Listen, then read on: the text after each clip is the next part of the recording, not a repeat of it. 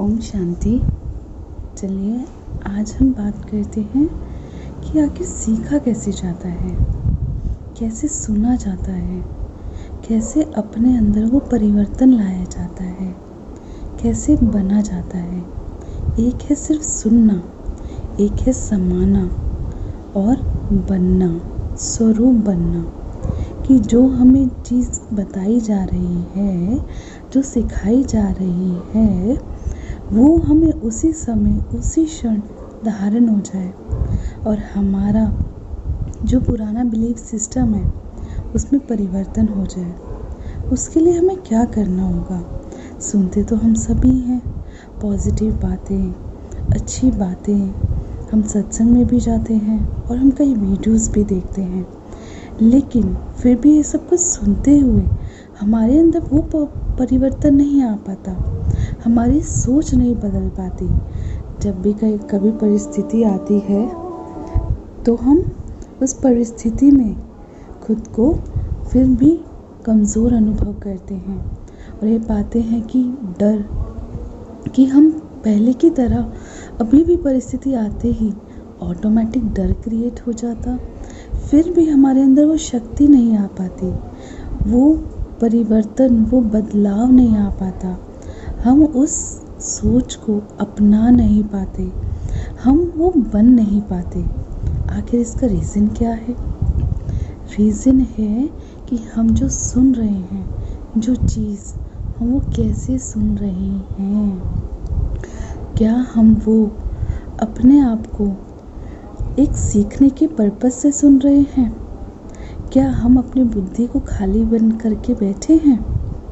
क्या हम खुद को ऑलरेडी समझदार समझ के बैठे हैं? अगर ऑलरेडी हमारी बुद्धि में पुरानी बातें भरी हुई होंगी, ऑलरेडी वो भरी हुई होगी, तो क्या नई बात बुद्धि में जा पाएगी?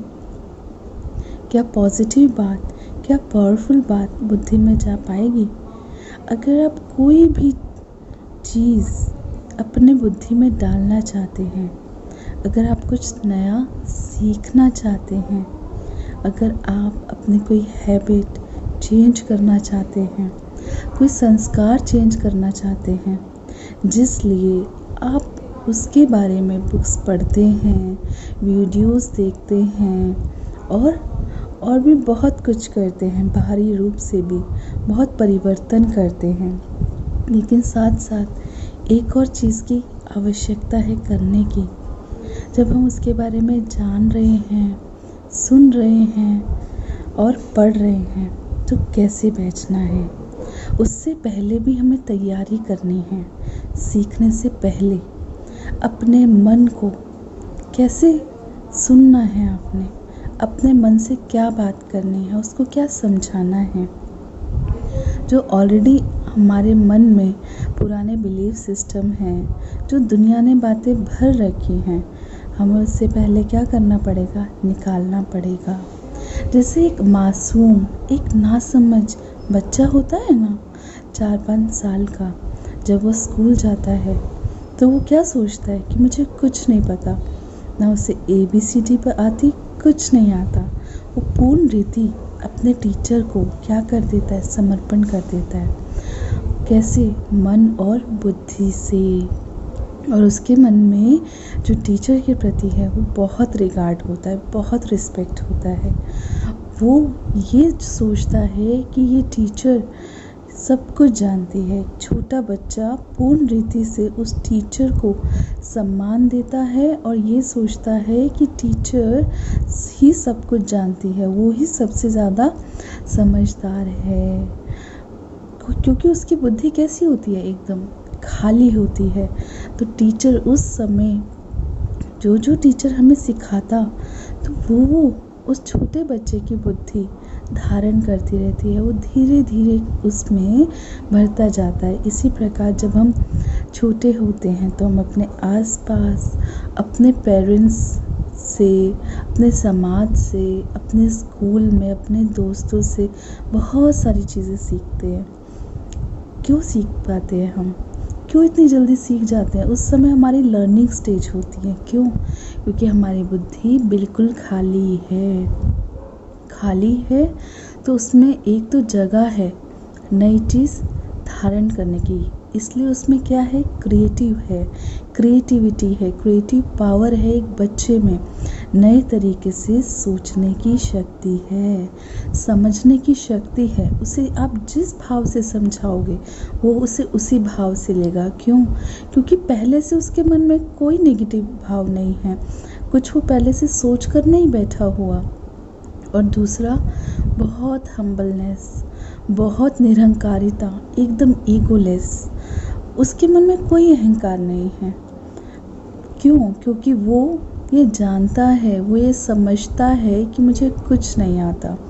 लेकिन जब हम आज डिफरेंट एज ग्रुप की आत्माएं, जब हमारी बॉडी की एज कुछ और है और हम सोचते हैं कि हमने अपने जीवन में बहुत सीख लिया, बहुत जान लिया, बहुत ज्ञान अर्जित कर लिया, तो जब कोई हमें कोई नई चीज़, अच्छी चीज़ बताता तो हम सोचते नहीं, मैं तो ऑलरेडी समझदार हूँ। तो क्या होता, और कई बार क्या होता, कई बार हम उस चीज़ को समझते भी हैं, लेकिन कैसे समझते? ऐसे समझते, हाँ ये ठीक कहता, लेकिन मैं भी ठीक हूँ।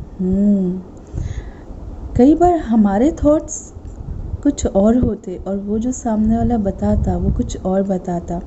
फॉर एग्ज़ाम्पल, मेरे को बहुत गुस्सा आता और मैं कहीं सत्संग में बैठी और वहाँ मुझे शांति की इम्पोर्टेंस बताई जा रही है। ये बताया जा रहा है कि प्यार से भी काम किया जा सकता है। शांति जो है सबसे बड़ा शस्त्र है।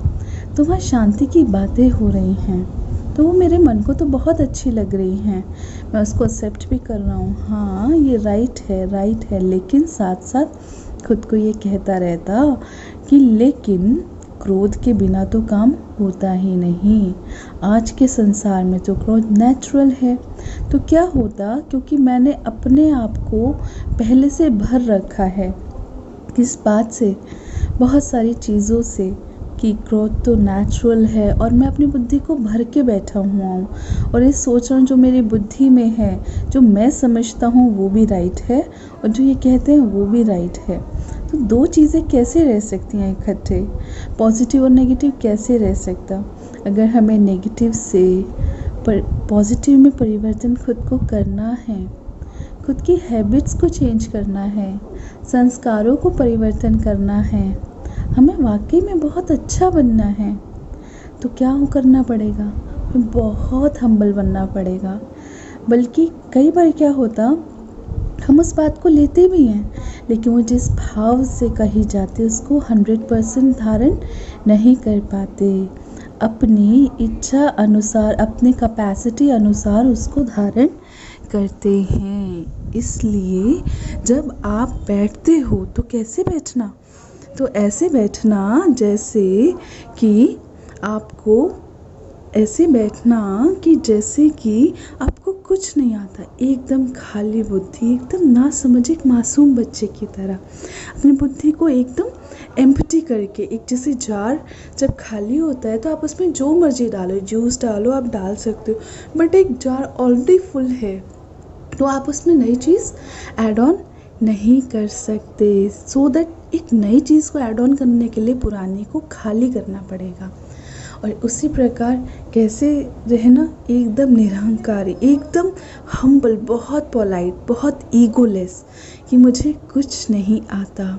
तो हम जो हैं, जैसे हैं, हम उस भाव से उस चीज़ को, उस पॉजिटिव चीज़ को, उस सत्य ज्ञान को अपनी बुद्धि में धारण कर पाएंगे। उस परमात्मा के महावाक्य को, किसी महान आत्मा के महावाक्य को, कोई अच्छी चीज़ जब हम पढ़ रहे हैं तो ये सोचना कि इससे सब कुछ पता और मुझे कुछ नहीं। जब हम अच्छी चीज़, कोई भी चीज़ धारण करने के लिए बैठते हैं ना, तो खुद को एकदम नासमझ समझना आवश्यक होता है। ठीक है? ओके, ओम शांति।